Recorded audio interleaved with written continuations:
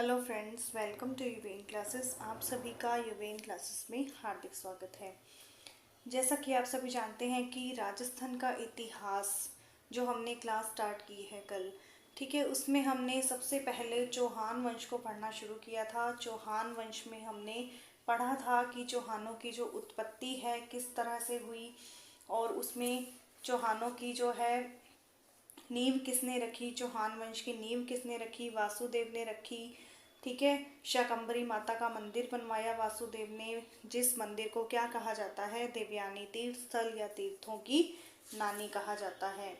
इसमें हमें कुछ प्राचीन नाम भी मिले, जैसे सांभर को शाकंभरी कहते थे, नागौर को छत्रपुर, नाडोल को नडल्लू, भीनमाल को श्रीमाल और जालोर को जाबालीपुर। ठीक है, और हमने फिर इसमें पढ़ा पृथ्वीराज चौहान, फिर उसके बाद अजयराज चौहान, उसके बाद अर्णोराज चौहान, और अब हम अर्णोराज के पुत्र के बारे में पढ़ेंगे, जगदेव के बारे में, जो कौन है, चौहानों का पितृहंता है। पितृहंता कौन होता है? जिसने अपने पिता की हत्या कर दी हो। चौहानों का पितृहंता कौन है? जगदेव। इसने अर्णोराज की हत्या कर दी। अब जगदेव ने तो हत्या कर दी, ये अब शासन नहीं कर सकता। शासन करेगा इसका छोटा भाई विग्रहराज चतुर्थ। इनको अब हम पढ़ते हैं। विग्रहराज चतुर्थ जो हैं, इनका शासन काल है 1153 से 1164। ठीक है, इनका शासन काल है। इनके उपनाम हैं बीसल देव। इनका उपनाम क्या है? बीसल देव भी कहते हैं विग्रहराज चतुर्थ को। उपाधि इनको मिली है कवि बांधव या कटी बांधव की। ठीक है, विग्रहराज चतुर्थ को कौन सी उपाधि मिली है? कवि बांधव या कटी बांधव। इनकी रचना है हरिकेली नाटक। इन्होंने संस्कृत भाषा में एक रचना की है, उसका नाम है हरिकेली नाटक, जिसमें महादेव और अर्जुन के मध्य संवाद हमें देखने को मिलता है, पढ़ने को मिलता है। ठीक है, और इसी हरिकेली नाटक की पंक्तियां जो हैं वो कहाँ कहाँ लिखी हुई हैं? संस्कृत पाठशाला अजमेर में और राजा राम मोहन राय के स्मारक ब्रिस्टल लंदन के अंदर इनकी पंक्तियां अंकित हैं। क्लियर? तो ये हो गया, इन्होंने रचना की हरिकेली नाटक संस्कृत भाषा में। महादेव व अर्जुन के मध्य संवाद भी मिलता है। पंक्तियां कहाँ लिखी हैं? संस्कृत पाठशाला अजमेर में और राजा राम मोहन राय के स्मारक पर ब्रिस्टल लंदन में लिखी हुई हैं। अब इनके निर्माण कौन कौन से हैं? इन्होंने निर्माण किया बीसलपुर झील अजमेर, बीसलपुर बांध टोंक के अंदर, बीसलपुर नगर टोंक के अंदर, और संस्कृत पाठशाला अजमेर। ये इनके निर्माण हैं। बीसलपुर झील अजमेर में, बीसलपुर बांध टोंक, बीसलपुर नगर टोंक, संस्कृत पाठशाला अजमेर।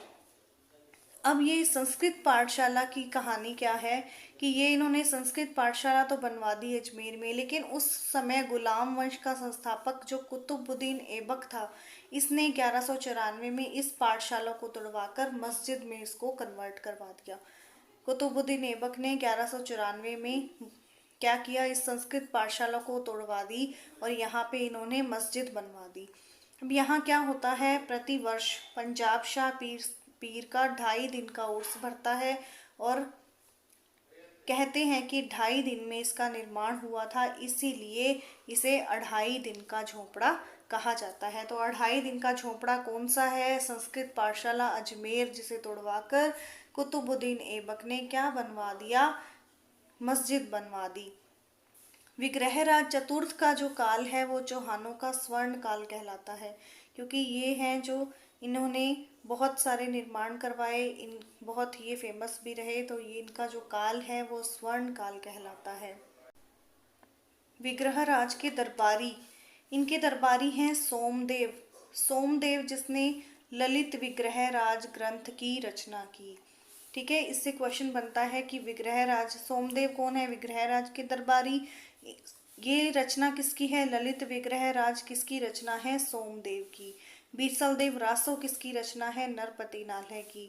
ये दोनों कौन हैं? इनके दरबारी हैं। एक इनका दरबारी है धर्मघोष। विग्रहराज ने इन्हीं के कहने पर पशुवध पर रोक लगाई थी। तो धर्म घोष के कहने पर ही, अपने दरबारी के कहने पर विग्रहराज ने रोक लगाई थी पशुवध पर। इसके बाद सोमेश्वर चौहान का आ जाता है।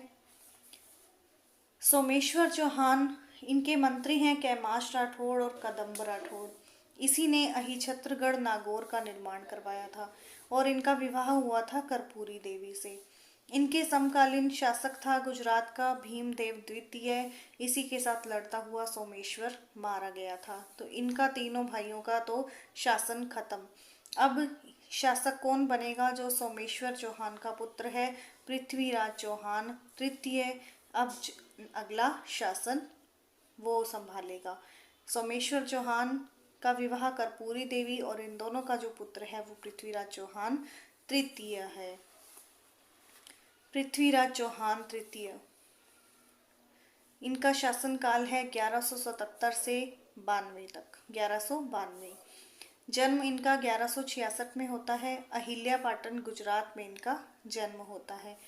पिता है इनके सोमेश्वर चौहान और माता है कर्पूरी देवी। भाई है हरिराज। इनका एक घोड़ा है जिसका नाम है नाट्यरंभा। घोड़ा है नाट्यरंभा। उपाधि इनको मिली है दल पुंगव और राय पिथोरा की। राय पिथोरा और दल पुंगव उपाधियां किसकी हैं? पृथ्वीराज चौहान तृतीय की हैं। पुत्र है इनका गोविंदराज। यही गोविंदराज है जो आगे जाके रणथंभौर में चौहान वंश की स्थापना करेगा। क्यों करेगा? क्योंकि यहाँ से इनको ये शासन है ये छीन लिया जाएगा। ये हम अभी आगे पढ़ेंगे। इसका सेनापति कौन है पृथ्वीराज चौहान का? भुवन मल्ल। दरबारी है कदम्ब या कैमाश राठौड़ जो इसके पिता के समय भी थे। सांस्कृतिक मंत्री है इनका पद्मनाभ। और इनके दरबारी हैं कौन कौन हैं? जनार्दन वागीश्वर या नागेश्वर, विद्यापति गौड़, चंद्रबरदाई, जयानक भट्ट। इसमें जो चंद्रबरदाई है इसने ग्रंथ लिखा था पृथ्वीराज रासो और जयानक भट्ट ने लिखा पृथ्वीराज विजय।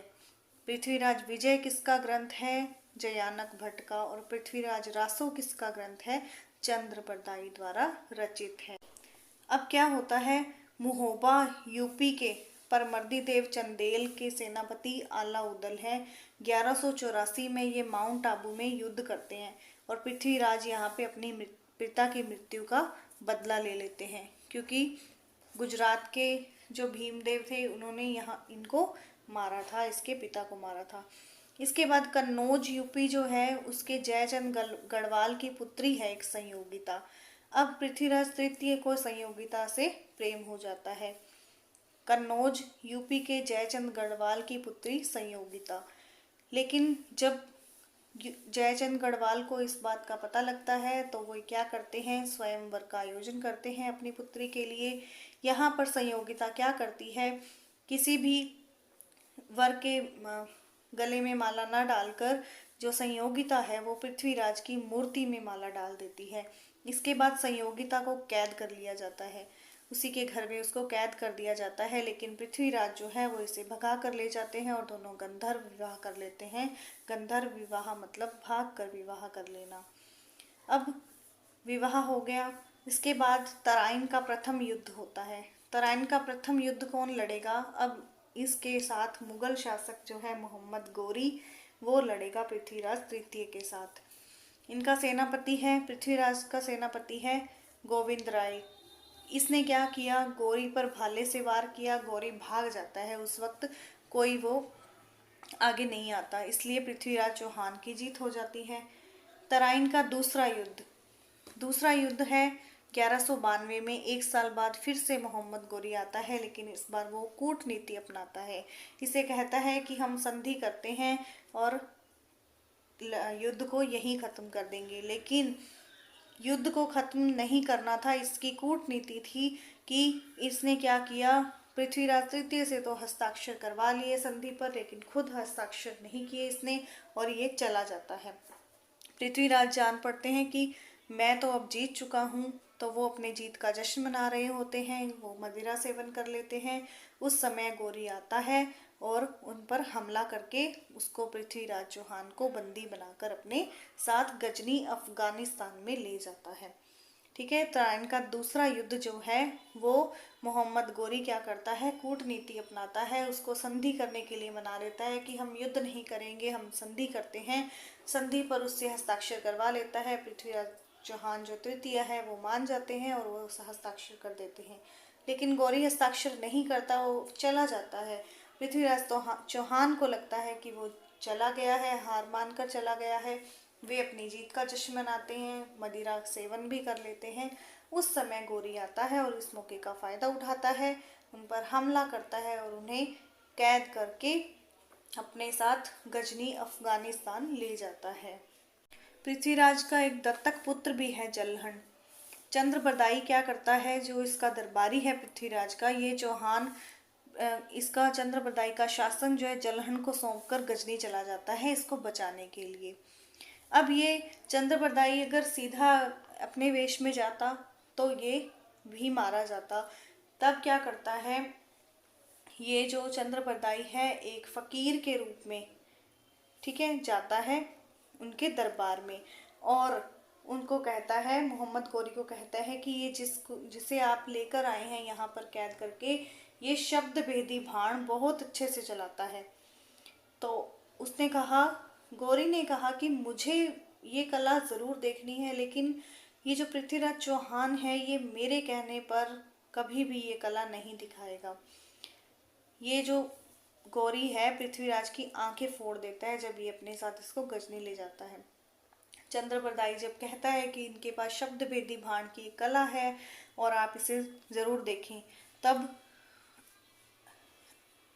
गौरी कहते हैं कि मैं ये कला ज़रूर देखना चाहूँगा, आप ज़रूर मुझे ये कला दिखाइए, उसे राज़ी कीजिए जैसे मर्जी। अब दरबार में बैठे होते हैं, चंद्रबरदाई आता है और पृथ्वीराज चौहान के सामने 2 लाइन्स बोलता है, जिससे कि पृथ्वीराज को मालूम पड़ जाता है कि ये कौन बोल रहा है। वो कहते हैं कि 4 बांस 24 गज, अंगुल अष्ट प्रमाण, ता ऊपर सुल्तान है मत चूके चौहान। ये जो चंद्रबरदाई है ये इन्हें बता देता है कि गौरी कहाँ बैठा है। ये शब्द भेदी बाण यहाँ से शुरू होता है, तो उसको पता लग जाता है कि 4 बांस 24 गज, अंगुल अष्ट प्रमाण, ता ऊपर सुल्तान है मत चूके चौहान। इतना सुनते ही पृथ्वीराज क्या करते हैं, बाण चलाते हैं और गौरी को वहीं मार गिराते हैं। अब क्या करते हैं, 1192 में अजमेर का सूबेदार पृथ्वीराज चौहान का पुत्र गोविंदराज बनता है। क्योंकि ये जब बाण चला देते हैं, गौरी को मार देते हैं, इसके बाद क्या होता है, जो चंद्रबरदाई है वो पृथ्वीराज चौहान को मार देता है और वो खुद भी वहीं मर जाता है। उसके बाद गोविंदराज बनेगा राजा। लेकिन 1194 में क्या होता है, कुतुबुद्दीन ऐबक अजमेर पर अधिकार कर लेता है और गुलाम वंश की नींव रख देता है। वो यहाँ पर गुलाम वंश की नींव रखेगा, इसलिए अजमेर में अब चौहान वंश खत्म हो चुका है। अब चौहान वंश की नींव कहाँ रखी जाएगी, रणथंभौर में रखी जाएगी। और कौन होगा वहाँ का राजा, गोविंदराज। तो हम नेक्स्ट वीडियो में हम देखेंगे कि गोविंदराज के साथ रणथंभौर के चौहान वंश की जो कहानी है। आई होप ये सभी आप सभी को समझ में आ गया होगा। बहुत इजी नोट्स हैं, हैंडमेड नोट्स हैं जो बहुत ही हेल्पफुल रहेंगे। मिलते हैं नेक्स्ट वीडियो में, तब तक के लिए थैंक्स एंड गुड बाय।